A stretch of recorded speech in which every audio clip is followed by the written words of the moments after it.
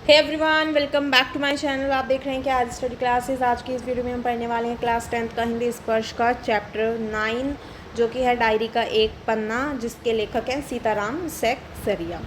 चलिए शुरू करते हैं। यहाँ पर पाठ में जो लेखक हैं सीताराम सेकसरिया, वो आज़ादी की इच्छा रखने वाले महान इंसानों में से एक थे और वो दिन प्रतिदिन जो भी देखते थे, सुनते थे, महसूस करते थे, उसे अपनी एक निजी डायरी में लिखते रहते थे। तो यहाँ पर इस पार्ट में उनकी जो डायरी है उसका 26 जनवरी 1931 का लेखा जोखा है और उन्होंने खुद अपनी डायरी में जो भी चीज़ें हैं वो लिखी थी।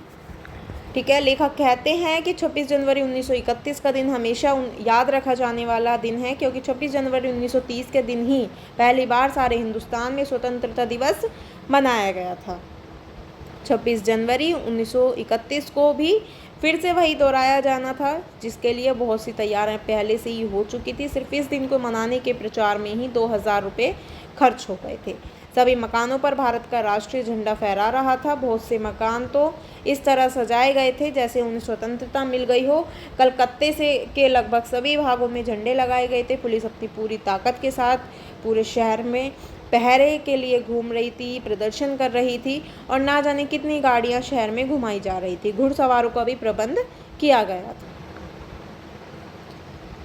स्मारक के नीचे जहाँ शाम को सभा होने वाली थी, उस जगह तो बहुत मतलब कि उस सुबह के 6 बजे से ही वहाँ पर पुलिस जो है बड़ी संख्या में आकर वहाँ पर पहरा दे रही थी। इतना सब कुछ होने के बावजूद भी कई जगह पर सुबह ही लोगों ने झंडा फहरा दिए थे। तारा सुंदरी पार्क में बड़ा बाजार कांग्रेस कमेटी के युद्ध मंत्री हरिश्चंद्र सिंह झंडा फहराने गए, परंतु वे पार्क के अंदर ही ना जा सके। वहाँ पर भी काफ़ी मारपीट हुई और 2-4 आदमियों के सर फट गए। मारवाड़ी बालिका विद्यालय की लड़कियों ने अपने विद्यालय में झंडा फहराने का समारोह मनाया। वहाँ पर जानकी देवी, मदालसा, बजाज नारायण आदि स्वयंसेवी भी आए थे। उन्होंने लड़कियों को उत्सव का मतलब समझाया। 2-3 बजे पुलिस कई आदमियों को पकड़कर ले गई, जिनसे मुख्य कार्यकर्ता पूर्णदास और पुरुषोत्तम राय थे।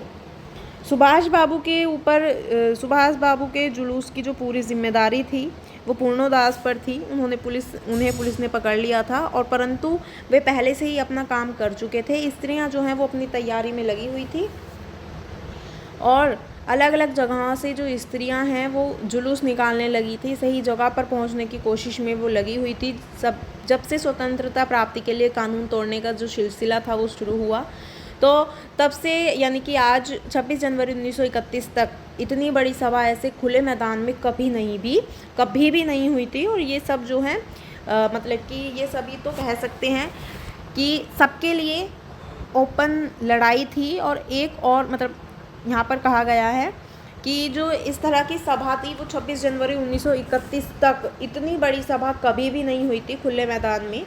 ठीक है, ये सभा जो थी उसको कह सकते हैं कि सबके लिए ओपन लड़ाई थी। और एक और पुलिस कमिश्नर ने नोटिस निकाल दिया था कि अमुक अमुक धारा के अनुसार कोई भी कहीं भी किसी भी तरह का सभा नहीं कर सकता है। अगर किसी भी तरह से किसी ने भी सभा में भाग लिया तो वे दोषी समझे जाएंगे। और इधर परिषद की ओर से नोटिस निकाल दिया गया था कि ठीक 4:24 पर स्मारक के जो नीचे झंडा है वो फहराया जाएगा, स्मारक के नीचे झंडा फहराया जाएगा और स्वतंत्रता की जो प्रतिज्ञा है वो भी पढ़ी जाएगी। उसके बाद जो सभी लोग हैं वो वहाँ पर उपस्थित होते हैं। सभी लोगों को उपस्थित होने के लिए कहा गया। ठीक 4:10 पर सुभाष बाबू अपना जुलूस लेकर मैदान की ओर निकले। जब वे लोग मैदान के मोड़ पर पहुँचे तो पुलिस ने उनको रोकने के लिए लाठियाँ चलाना शुरू कर दिया। बहुत से लोग घायल हो गए। जो सुभाष बाबू हैं उन पर भी लाठियाँ चलाई गई। फिर भी कि जो सुभाष बाबू हैं वो बहुत ज़ोर से वंदे मातरम बोलते जा रही थी। इस तरह का जो माहौल था, जो लेखक हैं वो बताते हैं कि इस तरह का जो माहौल था वो दूसरी तरफ स्मारक के नीचे सीढ़ियों पर स्त्रियां झंडा जो है वो फहरा रही थी, स्वतंत्रता की प्रतिज्ञा पढ़ रही थी। स्त्रियां बहुत अधिक संख्या में आई हुई थी। सुभाष बाबू को भी पकड़ लिया गया था और गाड़ी में बैठाकर लाल बाजार लॉकअप में भेज दिया गया था। कुछ देर बाद जो स्त्रियां हैं वो वहाँ से जनसमूह बनाकर आगे बढ़ने लगी। उनके साथ बहुत बड़ी भीड़ भी इकट्ठी हो गई थी। पुलिस बीच बीच में लाठियाँ चलाना शुरू कर देती थी। इस बार जो भीड़ थी वो बहुत ज़्यादा थी, आदमी भी ज़्यादा जख्मी हुए थे। चरम तले के मोड़ पर आते आते जो जुलूस है वो टूट गया। लगभग 50 से 60 स्त्रियां ही जो मोड़ पर बैठ गई। इन स्त्रियों को लाल बाज़ार ले जाया गया, कई आदमियों को गिरफ्तार किया गया। मदालसा जो जानकी देवी और जमुना लाल बजाज की पुत्री थी उसे भी गिरफ्तार कर लिया गया। उससे बाद में मालूम हुआ कि उसको थाने में भी मारा गया था। सब मिलकर 105 स्त्रियों को गिरफ्तार कर लिया गया। बाद में रात 9 बजे सबको छोड़ दिया गया। कलकत्ता में इससे पहले इतनी स्त्रियों को एक साथ कभी गिरफ्तार नहीं किया गया था। डॉक्टर दास गुप्ता उनकी देखरेख कर रहे थे, उनके फ़ोटो खिंचवा रहे थे। उस समय तो 7 आदमी वहाँ थे, परंतु बाद में 103 पहुँच गए थे। इतना सब कुछ पहले कभी नहीं हुआ था। लोगों का ऐसा प्रचंड रूप पहले किसी ने नहीं देखा था। बंगाल या कलकत्ता के नाम पर कलंक था कि यहाँ स्वतंत्रता का कोई काम नहीं हो रहा है।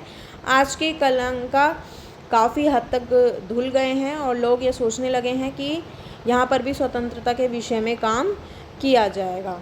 यहाँ पर पाठ के जो लेखक हैं सीताराम सेक्सरिया, वो आज़ादी की इच्छा रखने वाले उन्हीं महान इंसानों में से एक थे और वो प्रतिदिन जो भी देखते थे, सुनते थे, महसूस करते थे, वो अपनी एक निजी डायरी में लिखते रहते थे। यह जो है कई वर्षों तक चलता रहा और यहाँ पर पाठ में उनकी जो डायरी है 26 जनवरी 1931 का, उसमें लेखा जोखा दिया गया है। फिर यहाँ पर बताया गया है कि जो नेताजी सुभाष चंद्र बोस थे और उन स्वयं लेखक जो हैं वो मतलब कि सुभाष चंद्र बोस और लेखक सहित कोलकाता के लोगों ने देश का जो दूसरा स्वतंत्रता दिवस है वो किस जोश के साथ मनाया। अंग्रेज प्रशासकों ने इसका विरोध किया और विशेषकर महिला कार्यकर्ताओं पर कैसे कैसे जुल्म ढाए, इन सब बातों का वर्णन इस पाठ में किया गया है। और ये जो पाठ है वो हमारे क्रांतिकारियों की कुर्बानियों को याद दिलाता है कि साथ ही हमें उन सबको याद दिलाता है और साथ ही हमें ये भी सिखाता है कि यदि एक समाज या सभी लोग एक साथ सच्चे मन से कोई कार्य करने की ठान लें तो कोई ऐसा काम नहीं है जो वो नहीं कर सकते।